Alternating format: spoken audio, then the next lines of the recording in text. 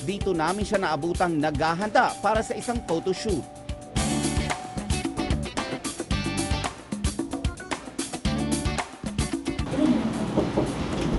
Kinis na ako. Kanina dahil ito siya.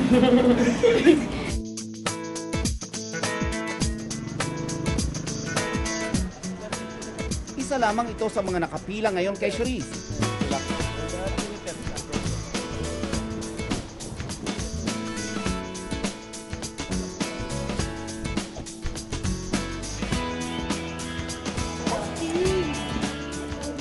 Sa sobrang dami ng kanyang booking ngayon sa araw na ito, himalang naisingit pa niya ang pahinga.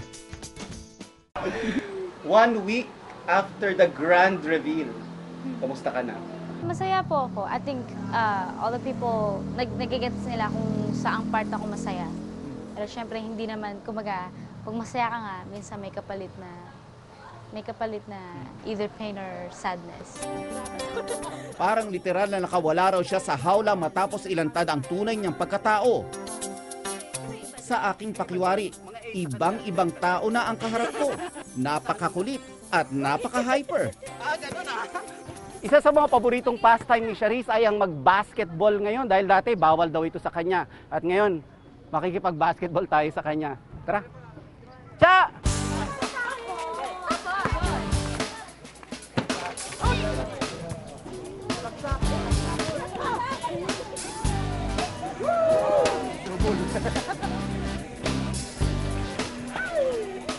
Nagba-basketball ka ngayon, tapos kakanta ka mamaya. Ano ba yan? Maganda sa ano yun?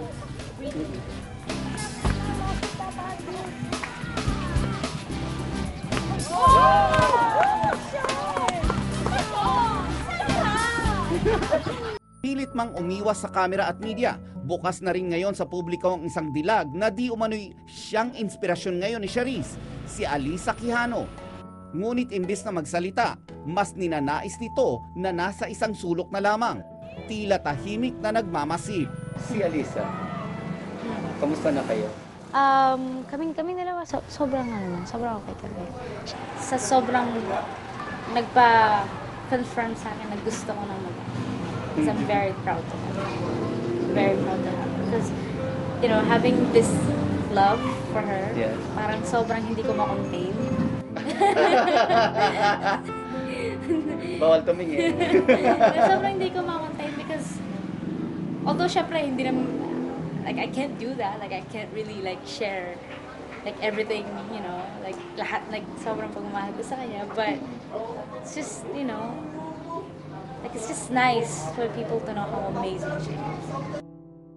Mami, ito na ba sila? Pero ang pinaguhugutan ng lakas ng loob ni Charisse ngayon, ang siya ring pinagmumulan ngayon ng pighati ng kanyang ina.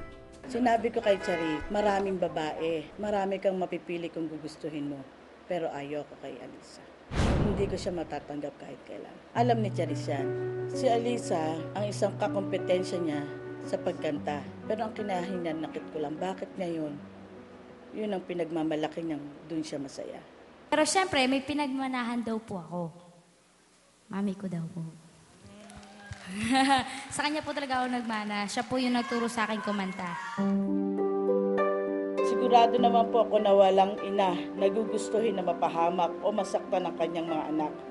Pagbalibalik na rin po man natin ang mundo, anak ko pa rin si Charisse. At kahit anong mangyari, kahit ano po ang maging desisyon nila sa buhay, ina pa rin nila ako at anak ko pa rin sila.